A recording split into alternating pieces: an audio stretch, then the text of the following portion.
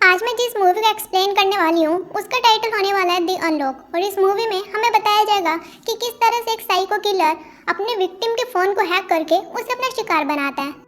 तो चलिए बात करते हैं मूवी की स्टार्टिंग से, जिसमें हम एक नामी नाम की लड़की को देखते हैं जो कि कॉस्मेटिक स्टार्टअप में काम करती है और उसकी बॉस उसके काम से बहुत ही ज़्यादा खुश होती है। लेकिन तभी एक दिन नामी का फ़ोन गलती से बस में गिर जाता है और यहाँ से स्टार्ट होती है नामी की लाइफ की बर्बादी। और उसका फ़ोन कोई लड़का उठाकर अपने घर ले जाता है जिस लड़के का नाम जनियंग होता है।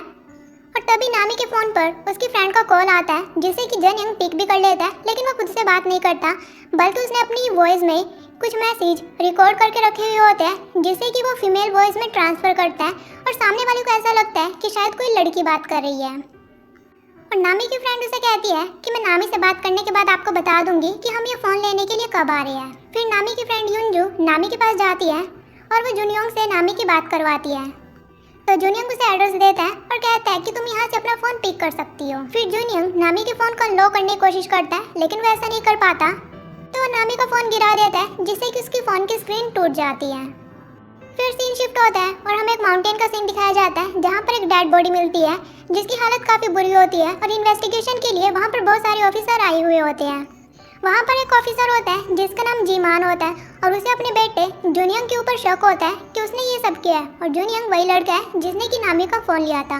और जीमान को उसके ऊपर शक इसलिए होता है क्योंकि उसने उस माउंटेन के ऊपर अपने बेटे के साथ पल्म का ट्री लगाया था और ये डेड बॉडी उसे वहीं से मिली थी। फिर वह इसके बारे में दूसरे ऑफिसर किम को बताता है कि मुझे अपने बेटे के ऊपर शक है, लेकिन मुझे ये भी लगता है कि वो स्टूपिड हो सकता है लेकिन वो किसी को नहीं मारेगा। तो किम उसे कहता है कि तुम इसके बारे में अपनी वाइफ से बात करना, शायद तुम्हारा बेटा उसके टच में हो। तो जीमैन कहता है कि हमारा बेटा अपनी बीमार माँ और मुझे छोड़कर 7 साल पहले ही घर से भाग चुका था, तो मुझे नहीं लगता कि मेरी वाइफ उसके कॉन्टैक्ट में होगी।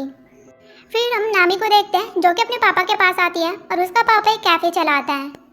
तभी उनके कैफ़े में जुनियंग का कॉल आता है और वह नामी को कहता है कि मुझसे गलती से आपके फ़ोन की स्क्रीन टूट गई है और मैंने उसे एक रिपेयर शॉप में छोड़ दिया है, तो आप उसे वहाँ से पिक कर लेना। तो नामी कहती है कि ठीक है। फिर नामी उस शॉप पर अपना फ़ोन लेने के लिए जाती है और ये शॉप जुनियंग की ही होती है। जुनियंग उसे एक फॉर्म फिल करने के लिए देता है और उस फॉर्म से उसे नामी के फ़ोन का पासवर्ड भी पता चल जाता है। और जुनियंग नामी के फ़ोन में एक स्पाइरल कैमरा फिक्स कर देता है और साथ ही वो उसके फ़ोन का अपने लिए क्लोन फ़ोन तैयार कर लेता है जिस फ़ोन का यूज़ वो नामी की लाइफ बर्बाद करने के लिए करने वाला है। और जेनिंग ने उसके अलावा भी बहुत सारे लोगों के क्लोन फ़ोन बनाए हुए होते हैं। फिर नामी अपना फ़ोन वहाँ से लेकर चली जाती है और वहीं जेनिंग ने नामी की लाइफ के ऊपर पूरी नज़र रखी हुई होती है क्योंकि उसने उसके फ़ोन में जो स्पाइरल कैमरा फिक्स किया है उससे जेनिंग को नामी की लाइफ की हर एक छोटी से छोटी डिटेल पता चलने वाली है कि वो कब उठती है, कब सोती है, किससे मिलती है, किससे नहीं। साथ ही उसने जो क्लोन फ़ोन बनाया है उससे वह नामी के फ़ोन पर पूरा कंट्रोल कर सकता है। उसे सब कुछ पता चलेगा कि नामी अपने फ़ोन में क्या यूज़ कर रही है, किससे बात कर रही है और किससे नहीं। फिर जनियंग नामी के फादर की शॉप पर आता है और वह नामी से एक ड्रिंक मांगता है, लेकिन नामी कहती है कि वो ड्रिंक हमारे मेन्यू में नहीं है। तो जनियंग कहता है कि मैं यहाँ का रेगुलर कस्टमर हूँ, तो आपका पापा मुझे वो ड्रिंक दे देता है।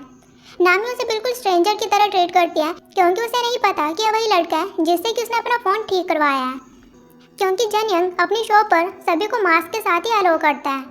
फिर नामी उसे वो ड्रिंक दे देती है और वो दोनों थोड़ी नॉर्मल बातें करते हैं। तभी वहाँ पर नामी का पापा आता है और वह नामी को कहता है कि तुमने उसे वो ड्रिंक क्यों दी, वो तो हम सैल ही नहीं करते। तो नामी कहती है कि उसने कहा था कि वो आपका रेगुलर कस्टमर है। फिर नामी का फादर जनियंग को देखने लगता है, लेकिन उसे याद नहीं आता कि क्या वो सच में यहाँ का रेगुलर कस्टमर है। फिर हम जीमैन को देखते हैं जो कि घर जाकर चुपके से अपनी वाइफ का फ़ोन चेक करता है और उसे पता चलता है कि उसका वाइफ और उसका बेटा अभी तक एक दूसरे के टच में है और उसे वहाँ से एक एड्रेस भी मिल जाता है जो कि शायद जनियंग का ही हो सकता है। फिर हम जनियंग को देखते हैं जिसने कि नामी के ऊपर पूरी नज़र रखी हुई होती है और वो रातों रात अपने क्लोन फ़ोन से नामी की सारी डिटेल निकाल लेता है और उनके नोट्स बना लेता है कि नामी का घर कहाँ पर है, वो कहाँ पर रहती है, वो कहाँ पर काम करते हैं, उसके बॉस के साथ कैसे रिलेशन है, कहाँ पर आती है, कहाँ पर जाती है, छोटी से छोटी हर एक डिटेल।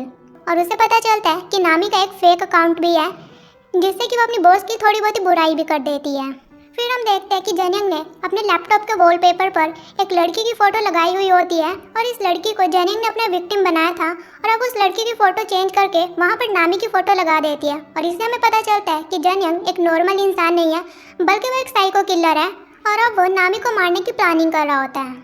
फिर हम जी मैन को देखते हैं जो कि ऑफिसर किम को बताता है कि मुझे एक एड्रेस मिला है।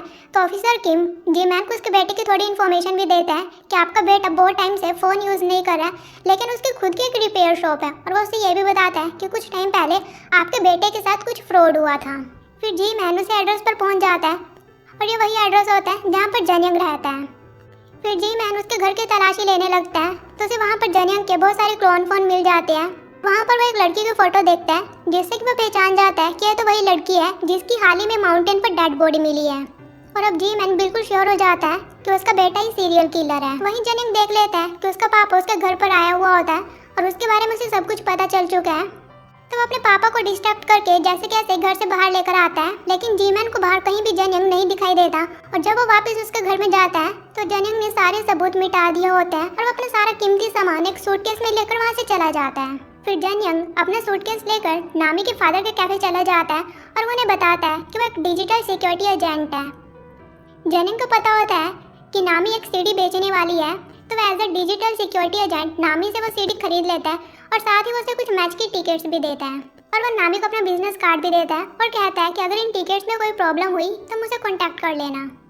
वहीं नामी का फादर जनिंग को ड्रिंक देता है और उसे देखकर वो समझ जाता है कि कुछ तो गड़बड़ है। उसे वो लड़का बिल्कुल भी सही नहीं लगता। फिर नामी का फादर जब नामी को घर छोड़ने के लिए जाता है तो उसे कहता है कि तुम उस लड़के से दूर ही रहना, उसने झूठ कहा है, वो हमारे कैफे का रेगुलर कस्टमर नहीं है और मुझे उससे नेगेटिव वाइब्स आ रही है। लेकिन नामी अपने फादर की बातों पर ध्यान नहीं देती और वो कहती है कि आप कुछ ज़्यादा ही ओवर पोसेसिव हो रही हो। ये बोलकर अपने घर में चली जाती है जहाँ पर वो अकेली रहती है। वहीं जनिंग ने नामी के ऊपर पूरी नज़र रखी हुई होती है और तभी कोई नामी के घर का दरवाज़ा खटखटाने लगता है जिससे कि नामी काफ़ी डर जाती है, लेकिन वो उसकी फ्रेंड युनजू होती है। तो युनजू नामी को बताती है कि उसकी उसकी फैमिली के साथ बहस हो गई है और अब वो नामी के साथ ही रहने वाली है। और तभी वो नामी की मैच की टिकट्स देखती है और कहती है कि तुम्हें ये किसने दी। तो नामी कहती है कि मुझे एक लड़के ने दी है जो कि डिजिटल सिक्योरिटी एजेंट है। तो युनजू कहती है कि क्या तुम उसे पसंद करती हो। तो नामी कहती है कि ऐसा कुछ भी नहीं है, हम तो बस कभी कभी मिलते हैं और मेरा पापा तो कह रहा था कि उस लड़के से दूर ही रहना क्योंकि उन्हें उससे नेगेटिव वाइब्स आ रही थी। फिर हम जी मैन को देखते हैं जो कि एक विक्टिम की मॉम से मिलता है और उनकी कन्वर्सेशन से हमें पता चलता है कि जनिंग का लड़कियों को फंसाने का पैटर्न बिल्कुल सेम है।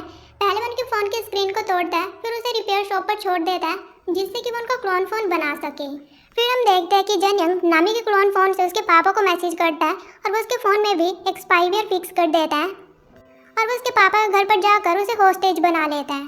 तो उसका पापा जनिंग को कहता है कि अगर तुमने मेरी बेटी को हाथ भी लगाया तो मैं तुम्हें मार डालूंगा, इसलिए तुम कोई भी स्टूपिडिटी करने की गलती भी मत करना। तो जनिंग कहता है कि तुम इसे स्टूपिडिटी कह रहे हो, मैंने अपनी विक्टिम को मारने के लिए अपना पूरा दिमाग यूज़ कर लिया है, तो ये स्टूपिडिटी कैसे हो सकती है, मेरे लिए तो एक बहुत बड़ी अचीवमेंट है। फिर वो उसके पापा को सब कुछ बताता है कि वो किस तरह से लड़कियों को फंसाता है और फिर उन्हें मार डालता है।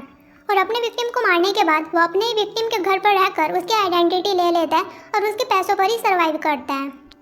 उसके बाद जनिंग नामी के फेक अकाउंट से उसके बॉस की बहुत सारी बुराई कर देता है जिसकी वजह से नामी के बॉस को बहुत गुस्सा आता है और वो नामी के साथ बहुत गलत बिहेव करती है। नामी से कहती है कि मुझे लगता है कि मेरा फ़ोन हैक हो चुका है, मैंने कुछ भी नहीं किया, लेकिन उसकी बॉस उसकी एक भी नहीं सुनती और उसे काम से निकाल देती है। फिर नामी अपनी फ्रेंड युनजू के साथ साइबर कैफ़े आती है और वो कहती है कि मेरा फ़ोन हैक हो चुका है, लेकिन वो लड़का उसे कहता है कि हमें प्रूफ चाहिए कि आपका फ़ोन हैक हो चुका है, उसके बाद ही हमारे पास आना। वहीं जनिंग नामी के फादर के फ़ोन से नामी को मैसेज करता है और वो कहता है कि आज मैं कैफ़े में नहीं आऊँगा क्योंकि आज मैं रेस्ट कर रहा हूँ। फिर नामी युनजू को कह रही होती है कि अब हमें क्या करना चाहिए। फिर नामी को जनिंग का ख्याल आता है कि वो भी एक डिजिटल सिक्योरिटी एजेंट है, वो उनकी हेल्प कर सकता है। तो वो वहाँ पर जनिंग को बुलाते हैं। तो जनिंग उसे बताता है कि तुम्हारे फ़ोन में किसी ने स्पाईवेयर फिक्स कर दिया है और जिसने भी तुम्हारा फ़ोन हैक किया है उसे तुम्हारी लाइफ की छोटी से छोटी डिटेल के बारे में पता है। तो नामी कहती है कि अब मुझे क्या करना चाहिए। जनिंग कहता है कि मैं इसके बारे में तुम्हें सोचकर बताऊंगा, लेकिन जाने से पहले जनिंग नामी से पूछता है कि क्या तुम अपने घर पर अकेली रहती हो। तो नामी कहती है कि हाँ, लेकिन तुम ये क्यों पूछ रही हो। तो जनिंग कहता है कि मुझे लगा था कि शायद तुम किसी रूममेट के साथ रहती हो, क्योंकि अगर तुम्हारा कोई रूममेट है तो वो भी तुम्हें धोखा दे सकता है और शायद उसी ने तुम्हारे फ़ोन में स्पाईवेयर फिक्स किया। और वह ऐसे इसलिए करता है क्योंकि वह सारी शक की सुई युनजू के ऊपर घुमाना चाहता था और होता भी ऐसे ही है। उसकी बातें सुनने के बाद नामी को युनजू के ऊपर शक हो जाता है और उसे पूछ लेती है कि क्या ये तुमने मेरे साथ किया है। तो युनजू कहती है कि क्या ये उस लड़के ने तुमसे कहा है, मतलब कि तुम्हें मुझसे ज़्यादा उस लड़के के ऊपर भरोसा है। और वो गुस्से में नामी को कह देती है कि हाँ, ये मैंने ही किया, अब तुम जो करना चाहते हो वो कर लो। और वो ये बोलकर वहाँ से चली जाती है कि आज के बाद मुझसे कॉन्टैक्ट मत करना।